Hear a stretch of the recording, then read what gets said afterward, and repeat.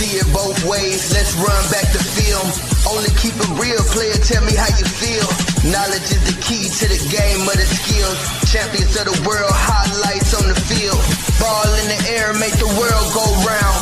Head in the game, never let it out of bounds. Stand for the truth, otherwise take a knee. Made it to the league, now we gotta take the lead. Touchdown, MyCole Pruitt. Sports Now, I'm Ahmad Hicks. Must be two sides. Man, what is going on, beautiful people? I'd like to welcome you into the second episode of the Must Be Two Sides podcast. Man, it's been a long time coming to make it to this point. If y'all knew everything that went into this right here, y'all Too much. Just how hard we worked to get here, man. And I hope that you're joining us for the second time. The first episode dropped last week, and it was pretty good, Ahmad, don't you think? Yeah, it was pretty good. I mean, kind of like you just said, how long it took us to get to episode 1 and all the takes that we had to do to finally get to a point where we had an episode that we could publish. So nonetheless, happy with everybody that watched episode 1, that reached out, that commented on it, that, gave us some feedback and whatnot, because we're going to keep this train rolling right now. This is just the beginning. So keep in mind, remember how this podcast started. It will change drastically in the next weeks or a couple of months and whatnot. Just give us some time. Let us get our footing, and then we go get rolling with this for real. Definitely, man. And I'm your host, MyCole Pruitt. My brother right here, Ahmad Hicks, man. And we, like he said, man, just thank y'all so much for joining us on the second episode. Well, it's a lot of things going on in the sports world. Sure. Always. So many things to talk about. A big topic at the moment, free agency, man, and just guys choosing different teams. How what goes into those decisions, and how do those guys make those decisions, man? Just kind of want to take you back to our story back in the day. Ahmad actually used to play a little football. just a little bit. It may be hard to believe, but he used to step out there on that field and get down a little bit. So back in the day, Ahmad, you got a scholarship out of high school? Yeah, got a scholarship, D2, Missouri Western, to play defensive back there. Was there for a year. And, you went to Carbondale straight out of high school and whatnot. I took the D2 route, was kind of wild and enamored by the facilities that Mo West had, because the Kansas City Chiefs practice training camp there.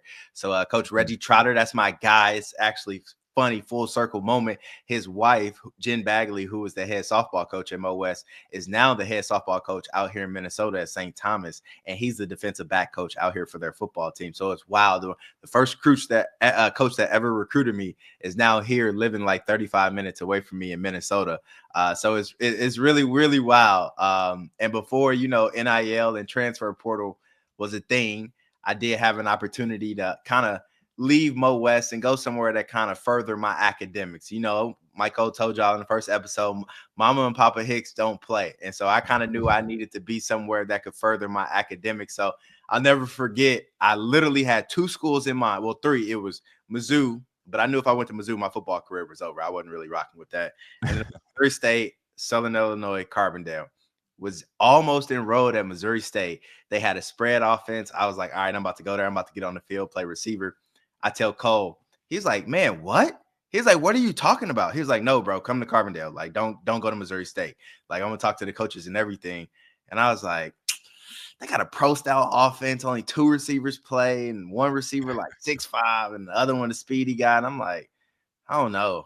And then honestly, the rest was history. I was like, I'm just going with my best friend. I was like, forget it. Walked on to the football team and had a hell of a time there for 3 years. Man, we had some great times there, to say the least.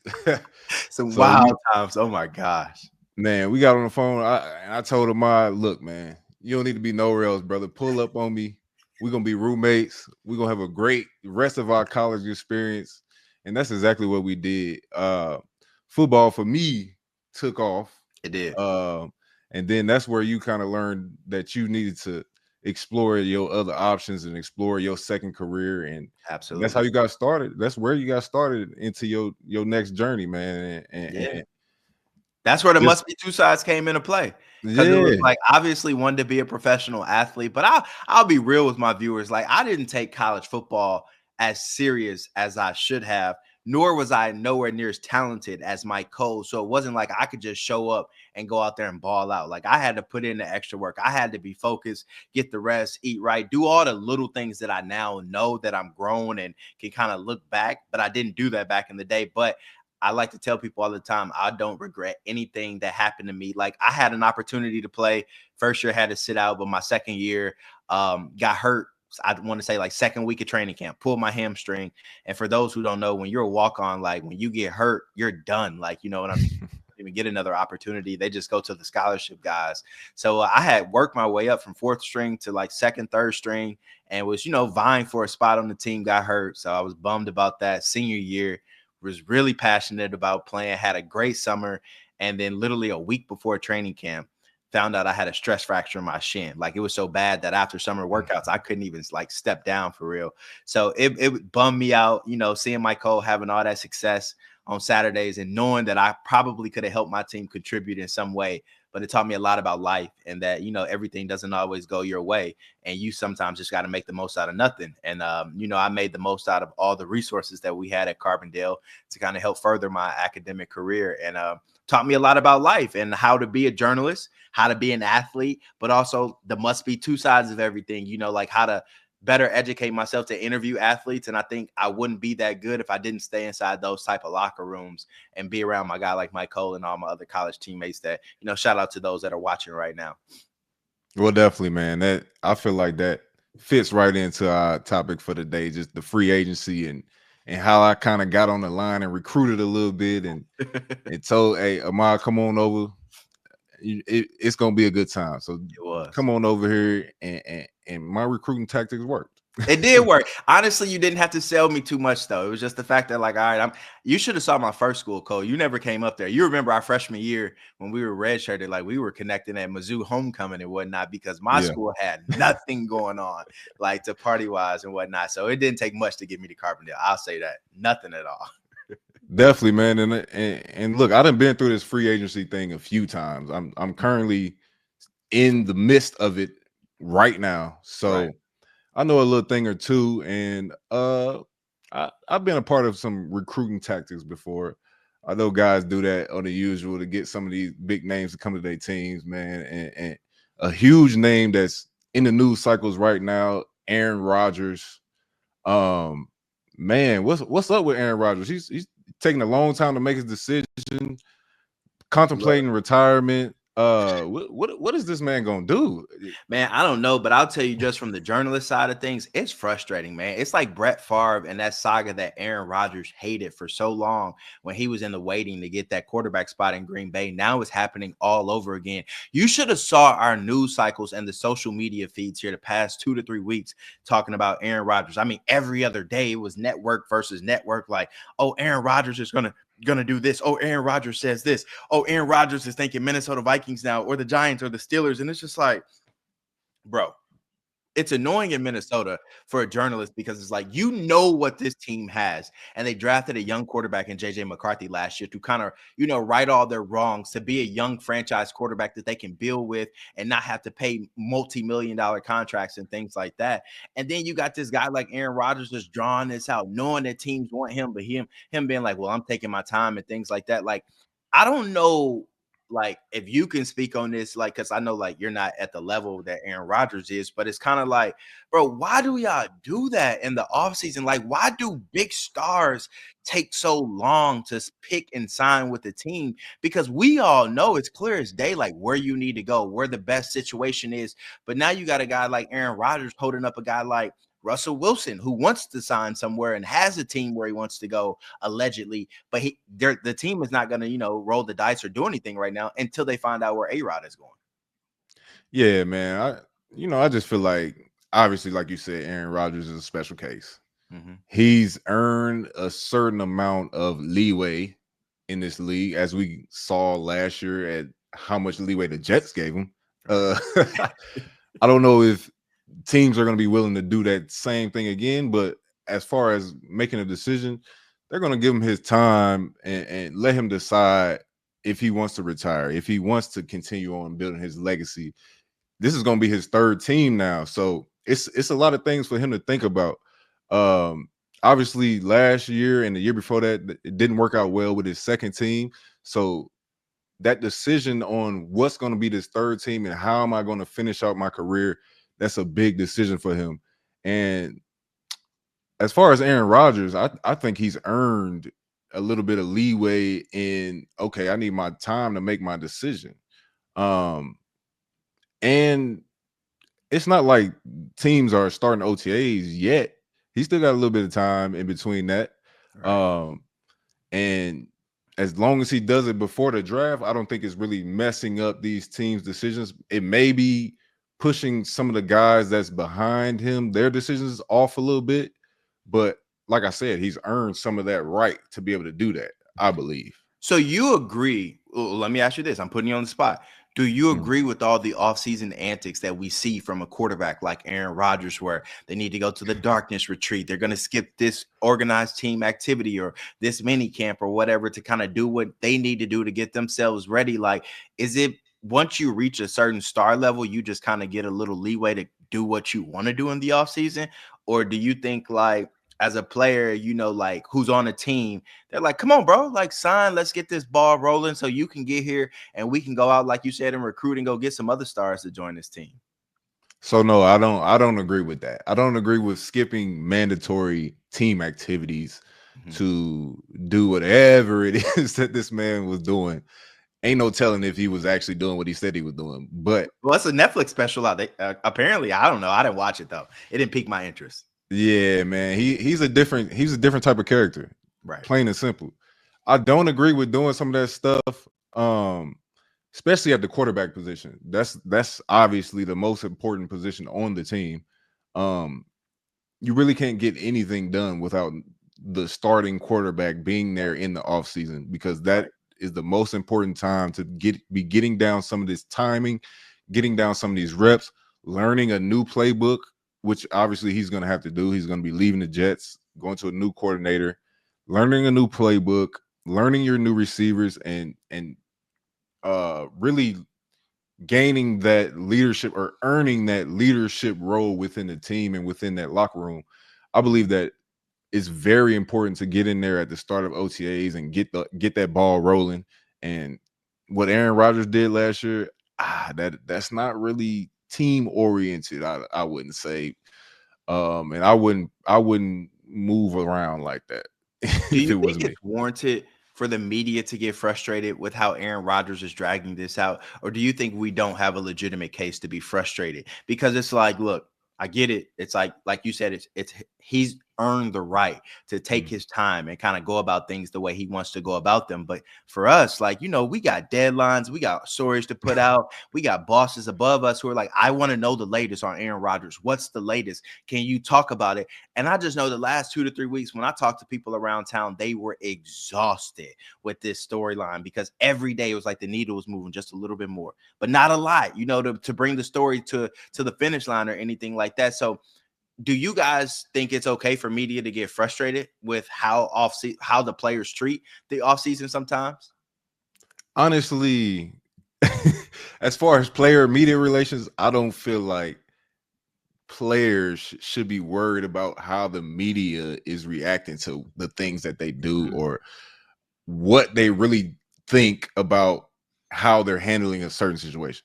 I believe that the players should look more towards what the team thinks, what their teammates think, what their coaches think, Right. what the league as a whole thinks about how they're handling a certain situation.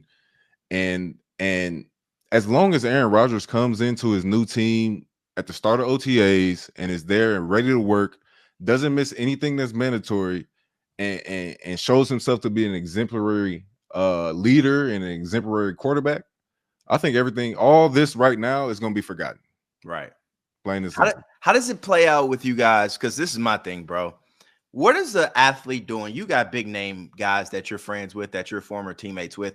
What are they doing when they see all these reports come out? Like, and they're like, Aaron Rodgers said that the Vikings are, considering this and blah, blah, blah, blah, blah. Oh, the reports say they're really, really close. Then another report comes out and says, no, they're not close at all. The Vikings haven't even offered him. They're just thinking about it right now. As a player, are you guys watching that stuff that we're talking about, that we're tweeting about, that we're putting out and putting in articles and going on newscasts with? Or do you think a player like a Aaron Rodgers or yourself is ignoring all of that offseason chatter? Players are fully tapped in. Don't ever let them fool you, man. They're typing their name in, they're reading it, they're typing other players' name in and seeing who might be coming to the team. They want to know, they want to be in the loop, man. And they're fully tapped in, brother. So you guys don't find out this stuff from your coaches or something before it hits social media from an Adam Schefter, Pelissero, Ian Rappaport? None of that. Coaches are secretive. Coaches won't tell you a thing. They won't even tell you. They won't even tell you the sky is blue when you can see it's blue. They might try to sell you on another thing. So it's like that. Like I said, we're all tapped into the social medias. We're all tapped into the articles and seeing what's going on with the league and really want to find out. I think an example of that is Cam Hayward and what he said on his podcast earlier this week or earlier last week about how the Aaron Rodgers situation is dragging on and how if you want to be a Steeler, then be a Steeler. Like I'm not about to beg you. We're not about to try to roll out the red carpet for you, man. Being a Steeler is what it is, and he feels like it's a big enough honor for you to not drag this on and for you to make that decision without having to. Let me see if I can find it. So people who are watching this who don't know who Cam Hayward is a defensive lineman for the Pittsburgh Steelers. MyCole was teammates with him last week, and he was pretty funny talking about Aaron Rodgers and what he would not do to recruit him to Pittsburgh. So let us find this clip and play it for you guys. Hold on 1 second. Doing that or darkness retreat, I don't need any of that crap. Like either you want to be a Pittsburgh Steeler or you don't. That's simple. That's the pitch. Like if you want me to recruit, that's the recruiting pitch. Pittsburgh Steelers. If you want to be part of it, so be it. If you don't, no skin on my back.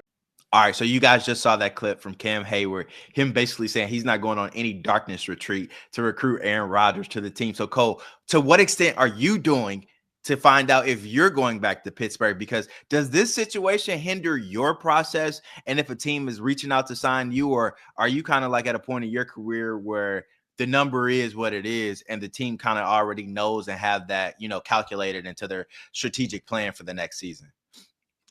I'm at a point in my career where I let things come to me more than I press things, if you know what I mean. I've been through this free agency thing, one and done contracts, probably the last 5 years or so. And I remember early on when I first got into free agency, I was texting my agent. I want to know who's saying what, where we at with this. Has there been any type of motion, blah, blah, blah. And now it's just like, I'm taking my time, man. I understand that teams know what's out there. Teams have seen my film. They understand what I bring to a team. And if you want that on your team, then you'll call me. It's that simple. And what time that you call me really doesn't make that big of a difference as long as it's before the season starts, Right. And I can get in somewhere and I can get in the camp and I can prove my worth and earn a job. So that's really just how I play the off seasons for the last 4 or 5 years. Well, I know people at home watching this, and I get questions about you all the time when it comes to your selection of teams. So tell me the other side of this. Why don't you just go play for a team that you want to play for, an offense that best serves you, your capabilities, your skill set, and what you could bring to that football team?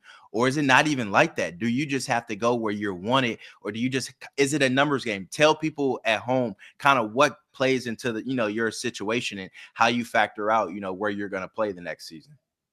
Man, it's a lot of things that factor in. For the last few years, it's been about familiarity with me. I was familiar with Coach Arthur Smith. I had been with him. I think last year was the 6th year that I had been in his offense, and wherever he was going, I was going. He was in Atlanta the year before, and I was there. He brought me back out there for the 2 years. Then he went to Pittsburgh. I called him up. I said, "Yeah, sign me up. I'm ready to go again." So that's what it's been about the last few years. But it's definitely a situation where the team has to want you. It has to be a mutual interest. Right. Some of the guys that are later free agents or lesser names, that might be scarce. It Right. might be only 2 teams on your line, and now you got to decide between these 2 teams and what's the better option. I always go down the roster, look who they got, see if this is a situation, see what type of offense they got, look at their coaches, their history, some of the tight ends that may have been in my position, tight end 2, tight end 3, and how are they used, and what type of situation did they get put in, and I just make my decision based off that, and that's what I'm going to do again, man. I'm hopefully that the right situation comes about, and we get another job, because right now I am unemployed. All the people calling me for bread, stop it. I ain't got enough. Ain't no text coming in right now, huh? Yes, I sir. gotta go find this. I gotta go find this tweet when I searched your name on X last year, like right after you signed with the Pittsburgh Steelers. I saw this tweet and I nearly lost it. It was like, I need to find someone who loves me as much as Arthur Smith loves tight ends and MyCole Pruitt. And I was dying God, man. I saw that. Just talking about the familiarity and the closeness that you have with Arthur Smith. I also want to talk about another topic that I think we've been seeing a lot about: offseason. Offseason is a very down time for people who cover football. It's very, very slow, especially when teams aren't signing players and aren't doing things like that. So you're looking for stories to kind of feed your fan base, to feed your listeners and your viewers who are just inching on and dying on, clenching on to every word or every article that you're releasing, especially around draft time, because this is that time where everyone starts to get excited about the next season or whatnot. And I know, Cole, you reached out to me about this and you wanted to talk about it. Headlines and clickbait. And I think, why not start with your former team? You said it was some stuff that would circulate not only about one player, but a new acquisition that you guys have, DK Metcalf. I guess let's start there. So you really dislike what you call clickbait headlines. And I want you to explain what you saw that kind of riled you up, where you like, Ahmad, we got to talk about this. Yeah, man. I looked at this article on Yahoo not too long ago. Here it is right here. About George Pickens and the new acquisition of DK Metcalf, and the article basically said, what does the headline say? What does the headline read? The headline reads, notable absence from welcoming DK Metcalf to the team, George Pickens. So George Pickens is did not call DK Metcalf and say, welcome to the team. Glad to have you, blah blah blah. And some guys on the team, they do this as a customary to welcome the new guy to the team, and guys that are established on the team. But it's not a requirement. Do you? No, like I said, I've been a free agent for the last I've been in the same boat looking for a team. So I'm gonna welcome you to a team and I'm at home. Oh my God. So yeah, man. It's not a requirement. It's not something that you have to do. Some people aren't as social as others, so they don't have to reach out just to welcome this person to the team. But when you see this person in person, you're obviously going to welcome him into that environment, because you have to see him every day. There's no need for you to have any type of animosity when you have to deal with this person every day. Right. And it just gets to me that the media sometimes is fishing out these negative things and negative headlines, trying to reel in viewers, when in all reality the actual story is not the truth. It's not actually what the headline says. You know what I'm saying? Right. So I just want to know, why is that something that is constantly happening over and over? Like, why is this something that we have to deal with, knowing that it's just literally a shot in the dark to get viewers in? When you saw that headline, did you click the article and read it? No, I passed it up and then came back later and then read. So when you saw the headline, what was the first thing that came to your mind? It was kind of just like, man, like, it's always something about George Pickens. Like, why is it always something? That's what the first thing that came to my mind. So when you went back and read the article, what did Mhm. the article say? The article said that basically George Pickens didn't text DK, and I was just like, are we serious? This is what we're doing. This is another piece of schmuck that we're trying to throw in my man's name. Okay, so my first question is, before I delve into the journalists, the headlines, and all that, how did the journalists get that information? Because if they're not in that text thread or whatever, how does the journalist know that DK Metcalf didn't get a text from George Pickens? So who on the team leaked that information to the journalist? I think that's a part of the equation no one talks about, because how would a journalist know what's going on in a players group chat if someone on the team, a position coach, a GM, a scout, isn't leaking that information to us? Well, I think some of that was a little public information. Some of the guys that welcomed him to the team did it on like Twitter or Okay. Instagram or something like that, and welcomed him to the team. Or it could have been a case where they asked DK directly, "Did George Pickens welcome you?" Because they thirsty like they that. They do. That is a question that they ask. We had a press conference today with new Vikings offensive lineman and Jordan Mason, and every player got asked, who's reached out to you? What's some notable names? I think that's always a good story. I'll answer your question now. I think headlines, for one, and you'll learn this with our podcast, you can't just release a boring headline and expect people to want to click on it and read it. Now, I will say there is a such thing as clickbait, but I think there's a pro and a con to clickbait. What headline or what quote you decide to use in your headline plays a huge part in how many people are going to click on that article and read it. Yes, you can put a controversial comment in your headline. Is it a good practice? Probably not, but will it get thousands of views? And will you be able to explain in that article, hey, this story is nowhere near what the headline reads, but thanks for clicking on this story. Now I'm going to tell you the real context of everything. So when you read this article at the very end, you'll be like, that didn't match the headline at all, but the journalist got you to read his story and to stay on his page. So I think that kind of factors into the equation. Secondly, it's the off season. Guys are always looking for stories to tell in the off season. Like, you have nothing to write about. You have no game prep to review. You have no players to scout, for the NFL draft, because you don't know who the team is going to draft. So I think sometimes I talked about this in the first episode. Beat writers have to create narratives in the offseason because they have to feed their viewers and their listeners. They have to have something for them to talk about. So I think they find little subtle things like that. And it's like, look, George Pickens, low-hanging fruit. He's always doing something like in a negative spotlight. So a journalist is like, add this to the resume of George Pickens. Now, do I agree with that? No. Me as a journalist, would I have done that or made that a story? No, it's not a story, honestly, because like you said, they could have went to hang out after all that, and we don't know about that because they're not out there to report that, nor do they care for that to be reported. So I think headlines, though, can be a powerful tool, and I think you'll kind of start to realize that maybe as we start publishing our episodes and whatnot, like, we just can't put up episode 2 and expect 100 people to click in and subscribe and want to know what we talked about. You got to give them some meat. Like, you got to give them something to click on. And so I kind of think that's where headlines come into play. Like, but I don't always agree with some headlines and the clickbait, like you say, that kind of, some journalists use to get people to engage with their content.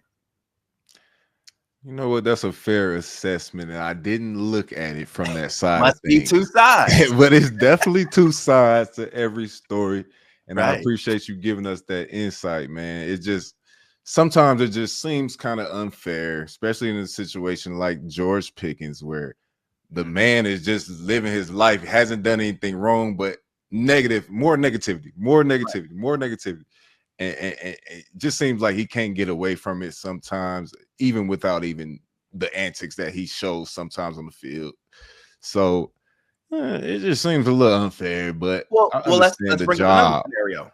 Former Steeler Najee Harris just recently went out and signed with the Los Angeles Chargers, and there's a lot of headlines and a lot of articles that you sent me that I saw on Yahoo, all other type of platforms, where it's basically, I didn't consider it as negative. I thought it was kind of him just speaking his truth, like about how the Steelers organization and their facilities were not up to par, and how he said something like the offense didn't know their identity, offensively and whatnot. So when you see those headlines, when you see those articles, being a former teammate of Najee Harris, I'm sure you read the article to see what he was talking about. Did you agree with those headlines and the way they kind of framed him, from the little thumbnails that you see? Once again, I did not. They took his quotes and out of context.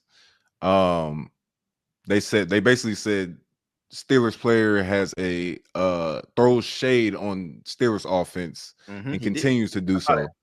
so. And then when you go back and you actually look at his quotes, basically he was describing a time from his rookie year. He was saying about, we lost Big Ben and we had a rookie quarterback and our offense really just didn't have an identity at the time because we were still trying to move on. So the reporter took that quote and made it apply to last year, a time in which he wasn't even talking about. So it just goes to my point, like, why are we doing this? Like, where is the line that needs to be drawn as far as this headline could spew some type of negativity or put some type of negative light on this player, but it really doesn't matter because I'm going to get more foot traffic to my page. Look, I'm just going to read some of these and we're going to pop them up on the screen for people to see at home. Yeah. Sports Illustrated. Najee Harris continues throwing shade at Steelers. Yahoo Sports. Najee Harris on time with Steelers. We didn't know anything on offense. We didn't have an identity. Yahoo Sports. Najee Harris reflects on time with Steelers. It was interesting years there. I'll just say that. Sporting News. Steelers trashed in comments by departed running back Najee Harris. Whew. Now that makes it just seem like he hated his entire time there with the Steelers. But like, as I said, he was mentioning a specific time. He wasn't saying that we was trash the whole time I was there. My whole experience there was trash. I hated it. I don't like none of the he never said any of this stuff. I mean, because it was just a team where, we lost Ben, we lost a lot of the O-line. We just didn't know anything on offense, really. We didn't have identity. We had a young guy coming out quarterback. I was young, the team was young, and I really didn't have nobody to almost learn from the offensive side. I think the veteran guy on that team was like a 2-3 year vet, and that's really nothing. You know what I mean? Like, he's still learning himself, and I'm coming in and I'm just trying to look for people to pick their brain off of, and it was just defensive guys. So I'll go to the defensive guys to talk to them, but it wouldn't be too much they could tell me about an offensive thing. You know what I mean? So. Through my years, I learned a lot that, only I learned firsthand. And I feel like here, we got a lot of veterans that I could learn even more stuff from. But when you just look at those headlines, it seems like that's exactly what he was trying to say. See, and that's why I think a platform like this, once we get more exposure, once we lay more of our foundation down and we have a solid base, I think we're going to give players like Najee Harris a chance to come back on here and readdress the comments in the spotlight that reporters put them in. And I think that's why we're kind of doing a good job, because when I read all those articles that you sent earlier, and I only read a couple, but I read a lot of headlines, I was like, dang, he's ripping them. But me as a journalist, I know you can't just read a headline and then that's your opinion and that's a fact. You got to go read the article. Like, you got to take that extra 2 to 3 minutes to read the article. And before you have some feelings or emotions come across your head, you got to go read what that journalist is saying and be like, all right, did he just put this as a headline to get me to go read the article, or was there some truth to what he said? And I think that's a practice that I kind of learned over the years. Like I said, like I just told you, you got to have something captivating to get your viewers or your listeners' attention. So what better way than taking a quote that maybe you cut off, but if you do a good job as a journalist, you're going to make sure you put the full context of that quote in the body of your article, and you're going to give a chance to kind of explain what you're talking about and provide much needed context. And I think a lot of people on social media, Cole, kind of like you said earlier, they see a headline and they scroll, and that's fact. That's law to them. That's Bible to them. Instead of being like, man, that sounds a little fishy. Let me actually go see what's said. Because I think sometimes if people ignore the headline or the little small quote that they have on the byline and you go read the article, 9 times out of 10, you'll be like, oh, man, like that wasn't that bad. But it's all a tool, I feel like, to get you inside that article and to stay there and read it, or like our podcast, to click on it, to watch it in its full entirety, and not just the 2 minutes, that we maybe put out on a teaser or whatnot. Sure. I can see that. But I think when it comes to the audience, it's just like you said, there was headline after headline after headline. It wasn't just one. So even if they scroll past the first one, here comes the next one. They scroll past that one, here comes the next one. Okay, like Najee Harris clearly hated the Steelers. He clearly hated everything that was going on over there. It's 3 or 4 or 5 headlines saying so. So obviously sometimes you do need to do further investigation, but the attention span these days is so short that those headlines, like you said, become law. Those headlines that are said over and over and over become fact. As a player, do you feel the urge to get out there and want to defend yourself right away? Because I've seen from a media's point of view that sometimes a player will say something, a media spins it a whole nother way, or the fans and viewers at home do, and then they're trying to come back and, you know, address it. But then when they address it, they sometimes sound worse. So is there like a fine line that you guys try and teeter, you know, when addressing negative comments, or do you kind of just have to say, you know what, it is what it is? I'm going to leave it be, because the more fuel that I add to this fire, the bigger the flames will be. Personally, I'm not addressing any type of negativity that I didn't bring upon myself. Somebody's trying to smear my name, do a campaign on my name. That's unfortunate, but I'm hoping that my true character is able to shine through at the end of the day, and any type of negativity will go by the wayside, man, because I feel like God got a bigger plan. So that's how I think about things. But I know it's a lot of guys that feel the need to defend themselves, or maybe have a fake page, Right. you know, where they go on and they act as somebody else and defend themselves. But I feel like that's a waste of time, because it's you against the whole world. Right. You can never, your voice will never be louder than the negativity. So you're wasting your energy, you're wasting your time trying to do those type of things. And I feel like there's better ways to move on from those situations. If you don't put any oxygen on the fire, it's not going to spread. Right. You know, one player that I love when it comes to allegations, narratives, headlines, and making sure that they respond or clap back, Kevin Durant. We talked about it in the last episode, the difference between NFL and NBA players. But it literally this morning, Kevin Durant, I have to pop up this tweet for you guys where, hold on, let me go find it. He was hilarious because some people were talking about, you know, him basically and like how he shouldn't be responding and whatnot. And so Kevin Durant kind of painted it, I think, in a good spotlight, you know, like basically saying like how you guys have like such a fine line, you know, and like there's rules to reply if you're a professional athlete. So I want your opinion on this. So Kevin Durant quoted this, and he goes, this guy from Arizona Sports, I'm going to post it for you guys to see. He said, Kevin Durant is a great basketball player with a very thick resume and very thin skin. Kevin Durant is a great basketball player with a very thick resume and very thin skin. He has over 30,000 career points and over 21 million followers on X. All right, so he said that, the Arizona Sports guy. Kevin Durant responded and goes, you stupid KD stands on the internet forced him to do this. You really got to him this time. A full video breakdown, question marks. The area underneath Bickley's skin is occupied by you scumbags, and now I have to deal with it. Shame on you. You have a great rest of your day, Phoenix, and every town in this beautiful state. And then somebody else, when people are going to learn, when are people going to learn? It's not Suns fans doing this. It's KD fans creating this divide.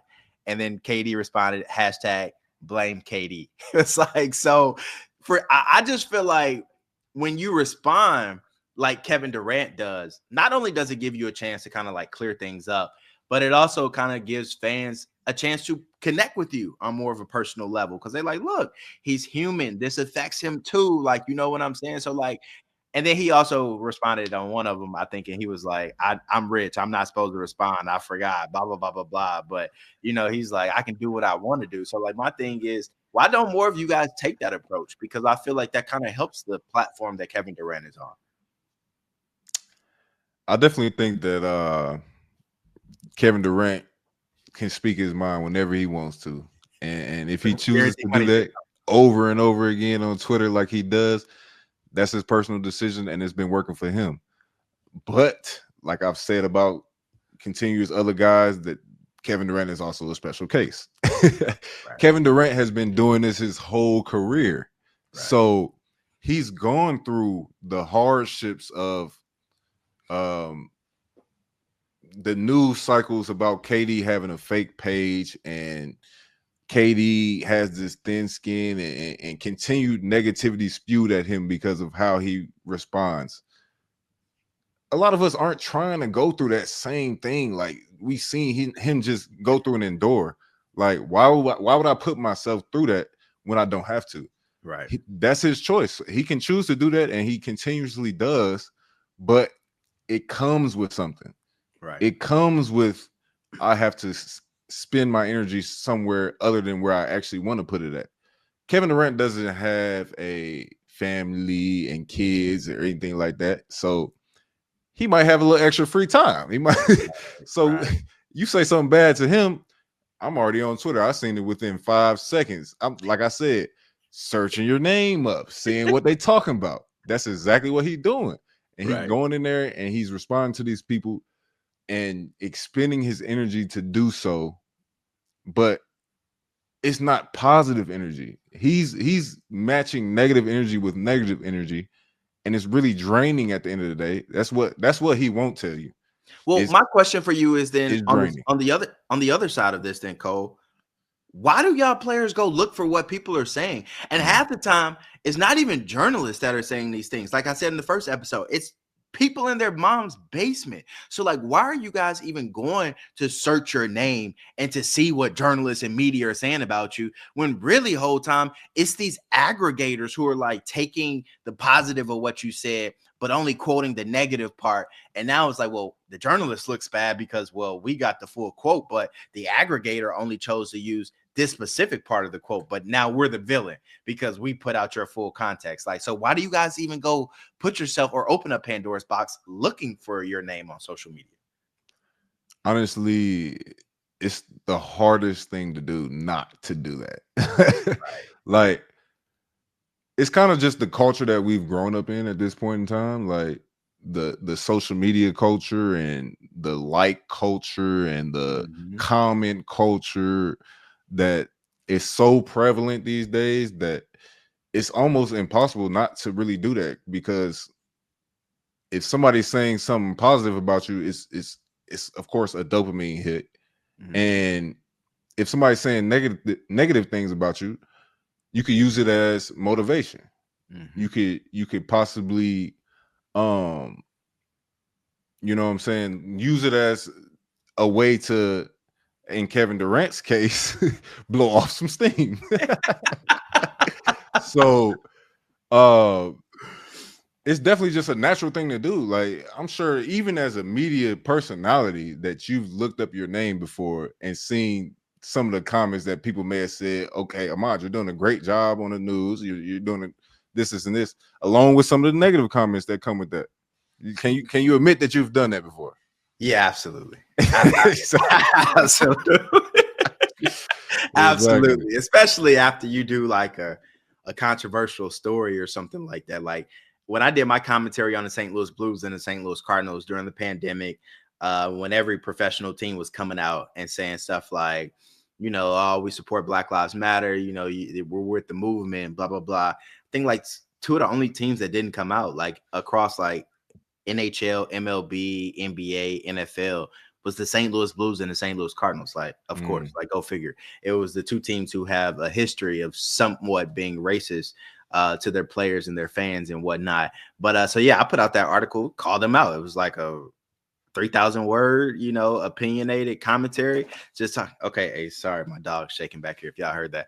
But yeah, it was a long commentary where I called them out, like basically how the city was torn apart and sports is one of the biggest unifying, you know, factors there is in the world. And I'll never forget, dude, within 5 minutes of that article being published, I'm no lie, like within 5 to 10 minutes of that article being published, the comments on Facebook, I mean, the dark like comments. And so I kind of learned then, and I'm still guilty, like I still look on Twitter X sometimes, but like I learned then you can't care what these people say. Like, because there were people like calling our station like, you need to fire Ahmad, like we're gonna boycott Channel 5, we're gonna come up to the plaza with picket fences and, you know, do all this. And it's like, bro, shut up. Like, I don't care. Like, especially if my job told me to do this, gave me the okay, then said it was good, like I could care less. Like I'm not one of those guys who like, oh, I'm gonna lose my job because this is what the viewers are saying about me. Like that stuff don't bother me at all. So sometimes I will respond, but then like you said, it's just wasting your energy and wasting your time. But I will say I have looked up my name. I'm guilty of that, to see what people are saying. Sometimes I just read it just to kind of chuckle and be like, they have no idea what they're talking about. But I will say nowadays, which is not the best tactic, but sometimes if I just see negativity, but it's not like positive reinforcement or positive constructive criticism or anything like that, I'm blocking you. Like, you know, especially if it's like you're just saying something negative, you're cursing or you're being racist. It's like remove, like, don't need to see this, don't care. It's like you can keep looking at my page, but I don't care to see your responses. So I think that's kind of how I deal with that situation, which may not be the best, because as a journalist, you shouldn't block, you know, your page from people seeing it. But sometimes you got to weed out that negativity or it's going to drain you. No, 100%. That's big facts for sure. But like in the athlete's case, man, all it takes is one big game and for your notifications to be blown up, and with so much positive reinforcement. Like I said, it's a dopamine hit. So the next time when you don't really have that good of a game, you're kind of like, all right, I'm gonna look. Let me see what they say. And here comes all this negativity. You're like, wow, they were just loving me and now they're hating me.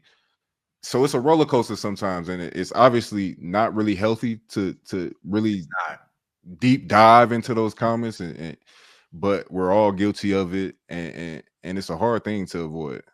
Well, I understand that, and I'm glad we got a chance to talk about it here in episode 2, because like we always say, must be two sides to every story, especially when we're talking about this media versus athlete, you know, relationship, and kind of, you know, the working field that we're in and whatnot. So I'm glad we were able to provide some context to people at home about the Aaron Rodgers saga, and, you know, how that kind of lingers on and frustrates media members. And as Cole kind of told us, like, you know, a veteran who's kind of star-studded like Rodgers deserves a little bit of time in the offseason. I think I was able to kind of help provide more clarity and context for you when it comes to clickbait and articles, because when we wrap up this podcast here shortly, I'm going to ask you, what do you think we should title this podcast? And it can't be episode 2. You feel me? We're going to have to give fans a little bit more to lean on, to want to, you know, search and click on that and go listen. So I think it was another good episode. Like you said at the beginning, we're just getting started right now, but I feel like we're doing a good job right now, good service to people, helping provide context.